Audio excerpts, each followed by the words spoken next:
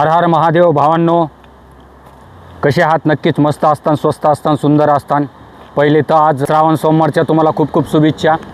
आणि मी ऋषिकेशपासून एक 10-12 किलोमीटर अंतर पार करून ऋषिकेशपासून एक 10-12 किलोमीटरचा अंतर पार करून माग 1 घंटा आम्हाला अडवलं होतं।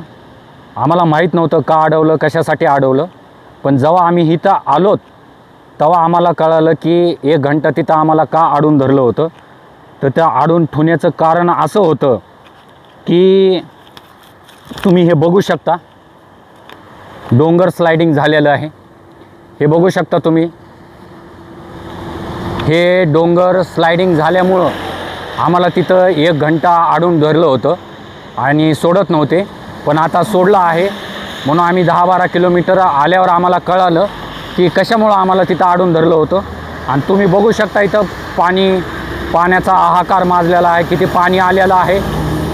आणि माझ्या पाठीमागं तुम्ही ते डोंगर पाहू शकतात, धुक्याने पूर्ण ढगाने असं झाकून गेलेलं आहे। मुन्ना देशमुख, तुम्ही त्याला झूम करून दाखवू शकता, ते डोंगर पूर्ण धुक्याने झाकलेला आहे।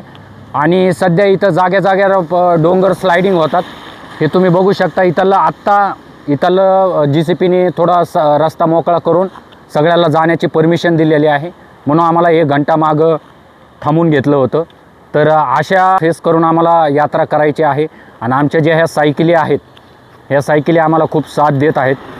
हे आमचे दुसरे यात्री मुन्ना देशमुख आणि ही माझी सायकल आहे। या सायकलनी आम्हाला, आमच्या धन्नो आहे त्याने आम्हाला सुखरूपपणे यात्रा करते आमची। आणि अजून खूप लांब जायचं आहे आम्हाला। इथं थांबून तुम्हाला दाखवतो आहे की इथं सध्या वातावरण चेंज होत आहे, डोंगर सारखे स्लाइडिंग होत आहे, असा मलवा खाली पडत आहे। त्याच्यामुळं आम्ही खूप सेफ्टी बाळगून चालत आहात। जर तुम्ही बी केदारनाथला येत असतान तर न्यूज ऐकून या, बातम्या ऐकूनच तुम्ही केदारनाथला या, कारण सध्या इथं खूप वातावरण खराब आहे। जाग्यावर रोड स्लाइडिंग होत आहे, पाणी भरपूर येत आहे। तर आम्ही आता पुढं निघतो। चला, हर हर महादेव, जय श्रीराम, जय माता दी।